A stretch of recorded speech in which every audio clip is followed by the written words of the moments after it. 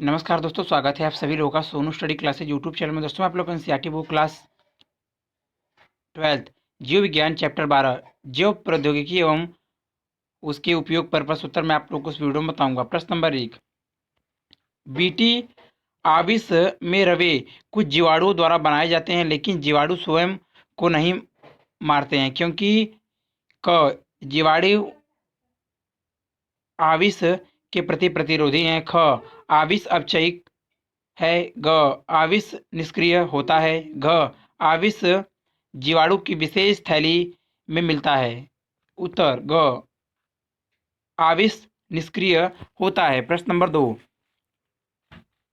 परजीवी जीवाणु क्या है? किसी एक उदाहरण द्वारा संचित्र वर्णन कीजिए। उत्तर, जब किसी इच्छित लक्षण वाली जीन को जीवाणु के जीनोम में प्रविष्ट कराकर कोई उत्पादन प्राप्त किया जाता है, तो विदेशी जीन युक्त जीवाणु को परजीवी जीवाणु कहते हैं। उदाहरण, मानव इंसुलिन आनुवांशिक प्रौद्योगिकी के द्वारा तैयार किया गया है। इंसुलिन दो छोटी पॉलीपेप्टाइड श्रृंखलाओं का बना होता है, श्रृंखला ए व श्रृंखला बी, जो आपस में डाई सल्फाइड बंधों द्वारा जुड़ी होती हैं। मानव इंसुलिन में प्राकृतिक हार्मोन संश्लेषित होता है, जिससे पेप्टाइड सी होता है। यह पेप्टाइड सी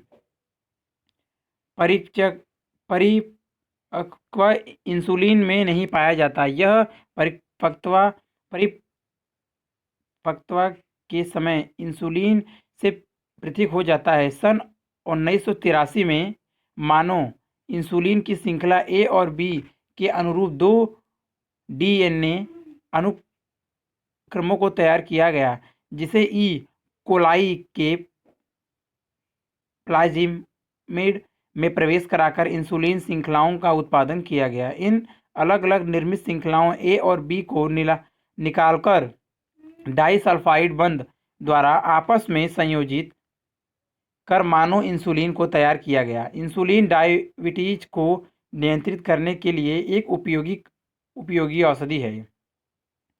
इंसुलिन के जीन की क्लोनिंग करने का श्रेय भारतीय मूल के डॉक्टर शरण नागर को जाता है। इन्होंने अपना प्रयोग कनाडा के ओटावा में किया था। स्ट्रक्चर आप देख लीजिए।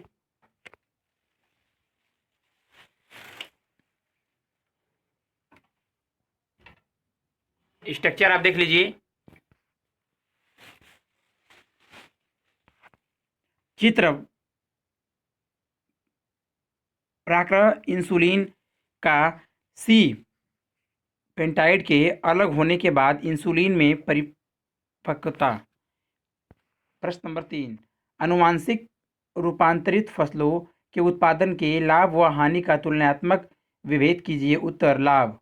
नंबर 1, फसली पौधे आनुवांशिक रूपांतरण के द्वारा उत्पादकता की दर को बढ़ाते हैं। नंबर 2, आनुवांशिक रूप से रूपांतरित पौधे प्रतिकूल परिस्थितियों जैसे सूखे, अत्यधिक ठंड को सहने की क्षमता विकसित करते हैं। नंबर 3, आनुवांशिक रूप से रूपांतरित पौधों में विषाणु प्रतिरोधकता व हानिकारक कीट से प्रतिरोधकता का गुण विकसित किया जाता है। नंबर 4, फसली पौधे में आनुवांशिक रूपांतरण करके खनिज लवण को अवशोषित करने व प्रयुक्त करने के लिए पौधे विकसित किए जाते हैं।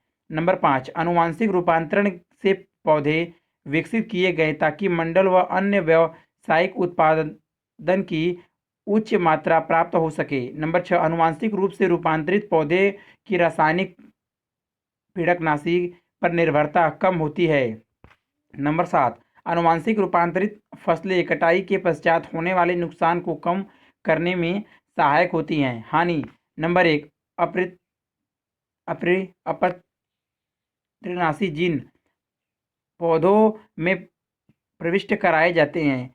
इनसे फसली पौधों में से कोई भी स्वयं सुपर अपृत बन सकती है। नंबर 2, आनुवांशिक रूपांतरित फसलें लोगों में एलर्जी उत्पन्न कर सकती है। नंबर 3, आनुवांशिक रूपांतरित फसलें बहुत महंगी पड़ती हैं। नंबर 4, ऐसी फसलें काटने की प्रक्रिया में बहुत से पौधों के अवशेष भूमि में छोड़ दिए जाते हैं जो जैविक वायुमंडल को नुकसान पहुंचाते हैं। नंबर 5, इस विधि द्वारा उत्पादित कुछ फसलों के बीज पैदा करने की क्षमता का क्षय हो सकता है। प्रश्न नंबर 4, क्राई प्रोटीन्स क्या है? उस जीव का नाम बताइए जो इसे पैदा करता है। मनुष्य इस प्रोटीन को अपने फायदे के लिए कैसे उपयोग में लाता है? उत्तर, क्राई प्रोटीन एक विषाक्त प्रोटीन है जो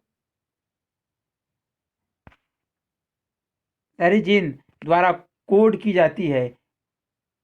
क्राई प्रोटीन्स कई प्रकार के होते हैं, जैसे जो प्रोटीन जीन क्राई 1 AC वे क्राई 2 AB द्वारा कूटबद्ध होते हैं, वह कपास के मुकुल कृमि को नियंत्रित करते हैं, जबकि क्राई 1AB मक्का छेदक को नियंत्रित करता है।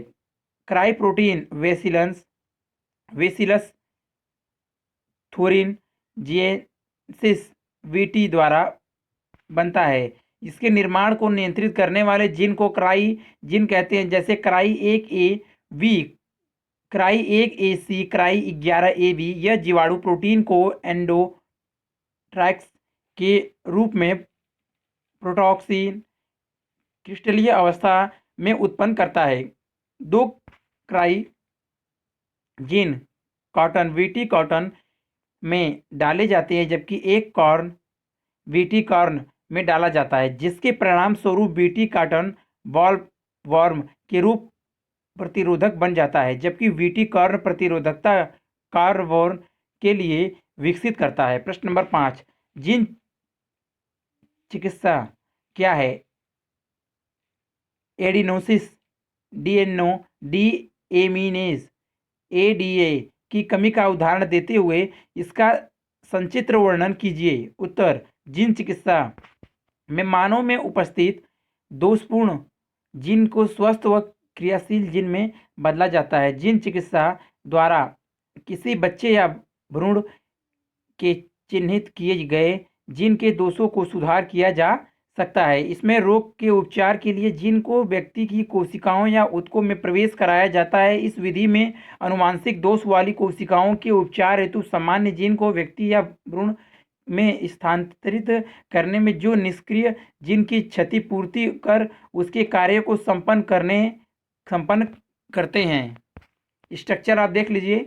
ह्यूमन डीएनए फ्रैगमेंट, स्ट्रक्चर आप देख लीजिए।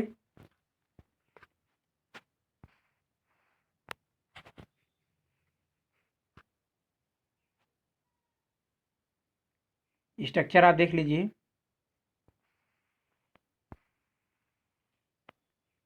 चित्र अणु विभिन्न स्थलों से कटता हुआ जुड़ता हुआ, स्ट्रक्चर आप देख लीजिए। जीन चिकित्सा का पहला प्रयोग सन 1990 में एक 4 वर्षीय लड़की ने एडिनोसिन डीमीनेज एडीए की कमी को दूर करने के लिए किया गया था। यह एंजाइम प्रतिरक्षा तंत्र के कार्य के लिए अति आवश्यक होता है।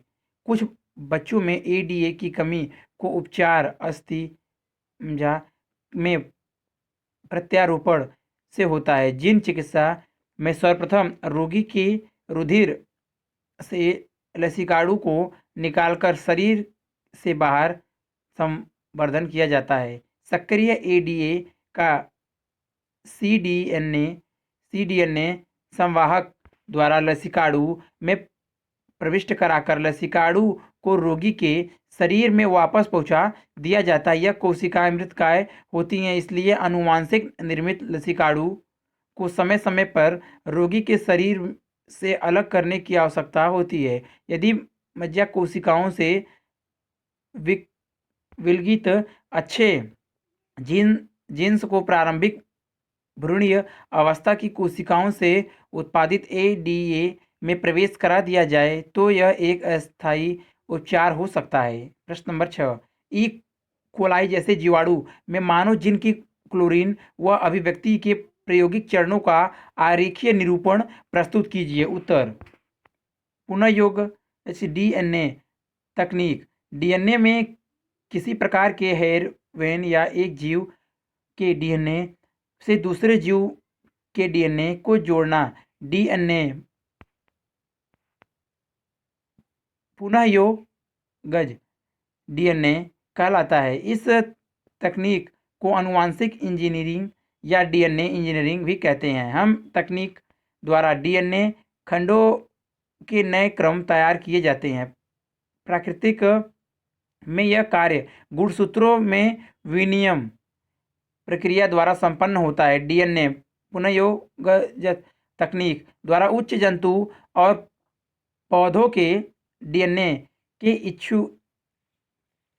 इच्छित भागों की अनेकों प्रतिक्रिया तैयार की जाती हैं। इस प्रक्रिया को प्राय जीवाणुओं में संपन्न कराया जाता है। पुनर्योजन डीएनए प्राप्त करने के लिए निम्न 3 विधियां प्रयुक्त की जाती है। नंबर 1, डीएनए की 2 श्रृंखलाओं की अंतिम छोर पर नई डीएनए श्रृंखलाएं जोड़कर।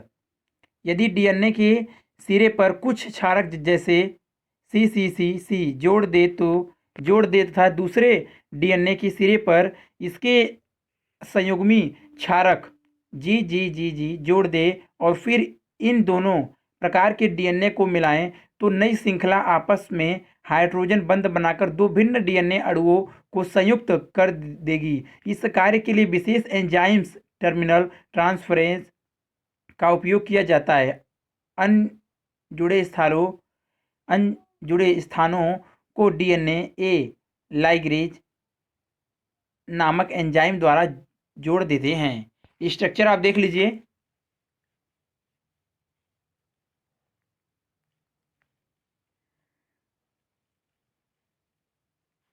स्ट्रक्चर आप देख लीजिए।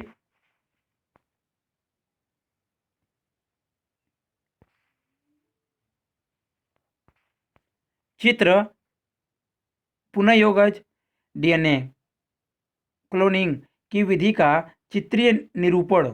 नंबर 2, प्रतिबंध एंजाइम्स की सहायता से इस विधि में संयुग्मी क्षारकों के बीच हाइड्रोजन बंध बनाकर संकर डीएनए का निर्माण किया जाता है। इस विधि में एक विशेष एंजाइम्स प्रतिबंध एंडोन्यूक्लिएट टाइप सेकेंड एंजाइम्स का उपयोग किया जाता है। यह एंजाइम्स चाकू की तरह कार्य करते हैं तथा डीएनए श्रृंखला को विशिष्ट स्थानों पर इस प्रकार से काटते हैं कि वांछित जीन्स वाले खंड प्राप्त हो सके।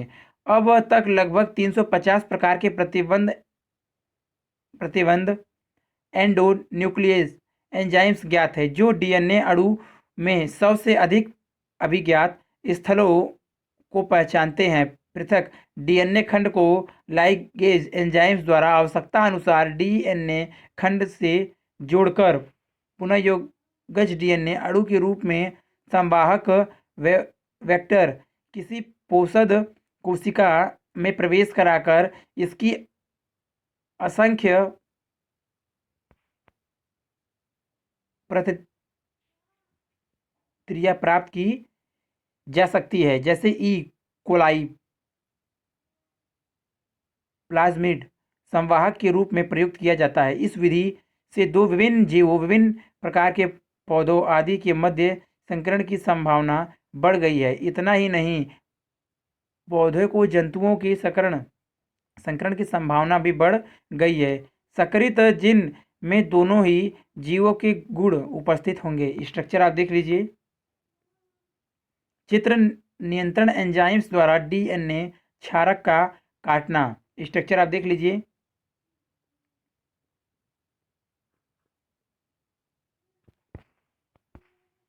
Number 3, cloning. यह विधि सबसे सरल तथा उपयोगी है। शरीर में प्रत्येक पदार्थ के संश्लेषण के लिए कोई निश्चित जीन उत्तरदायी होता है। यदि इस विशिष्ट जीन को प्लाज्मिड के साथ सक्रिय करा दिया जाए और इस सक्रिय डीएनए को पुनः जीवाणु की कोशिका में स्थापित कर उपयुक्त संवर्धन माध्यम में उगने दिया जाए तो जीवाणु में वह जीन उसी पदार्थ को संश्लेषण करता है जो कि वह मूल शरीर में करता था। इस समस्त प्रक्रम को क्लोनिंग कहते हैं। पोषित जीवाणु के लिए ई कोलाई का उपयोग किया जाता है। प्रश्न नंबर 7, तेल में रसायन शास्त्र तथा आरडीएनए तकनीक के बारे में आपको जितना भी ज्ञान प्राप्त है, उसके आधार पर बीजों से तेल हाइड्रोकार्बन हटाने की कोई एक विधि सुझाइए। उत्तर, ग्लिसरॉल के एक अणु के साथ 3 वसीय अम्लों की संघनन द्वारा तेल बनता है। वसीय अम्ल एक एंजाइम शक्कर द्वारा बनते हैं जिसे वरीय वसीय अम्ल सिंथेटेज कहते हैं। एक या ज़्यादा जिन बनाने वाले वसीय अम्ल की निष्क्रियता वसीय अम्लों का संश्लेषण रोक सकती है। प्लेटवट टोमेटो में एंजाइम्स पॉलीग्लैक्टोमुटेनेज की निष्क्रियता से जुड़ा होता है। यह बिना तेल वाले बीज उत्पन्न करेगा। प्रश्न नंबर 8, इंटरनेट से पता लगाइए कि गोल्ड धान क्या है। उत्तर, गोल्ड राइस ओराइजा सेट्राइवा जैव प्रौद्योगिकी द्वारा उत्पन्न चावल की एक किस्म है। इस किस्म के चावल में बीटा कैरोटीन प्रोविटामिन ए पाया जाता है जो कि जैव संश्लेषित है। सन 2005 में गोल्ड राइस 2 की एक और किस्म तैयार की गई जिसमें 33 गुना अधिक बीटा कैरोटीन होता है। स्ट्रक्चर आप देख लीजिए। चित्र गोल्ड राइस, स्ट्रक्चर आप देख लीजिए।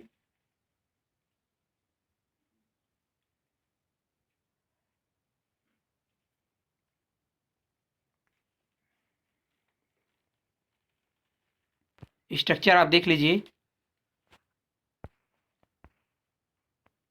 प्रश्न नंबर 9, क्या हमारे रक्त में प्रोटीओजेज तथा न्यूक्लिएजेज है। उत्तर, नहीं। प्रश्न नंबर 10, इंटरनेट से पता लगाइए कि मुख्य सक्रिय औसत प्रोटीन को किस प्रकार बनाएंगे। इस कार्य में आने वाली मुख्य समस्याओं का वर्णन कीजिए। उत्तर, मुख्य औसत प्रोटीन के निर्माण में ड्यूटेरियम एक्सचेंज मास स्पेक्ट्रोमीट्री तकनीक का प्रयोग किया जाता है। यह तकनीक प्रोटीन संरचना और उसके प्रकारों का अध्ययन करने के लिए एक शक्तिशाली माध्यम है। इस कार्य में आने वाली मुख्य समस्या श्रम और समय की है। यह एक जटिल प्रक्रिया होती है, अतः मुख्य प्रोटीन का निर्माण कम ही किया जा सकता है। जैव प्रौद्योगिकी का उपयोग करके जीवाणु की सहायता से पुनः योजक चिकित्सकीय औषधि मानव इंसुलिन हाम्युलिन प्राप्त की गई है। यह एक औसत प्रोटीन है। निकट भविष्य में मानव इंसुलिन मधुमेह रोग से पीड़ित लोगों को मुख से दिया जा सकेगा।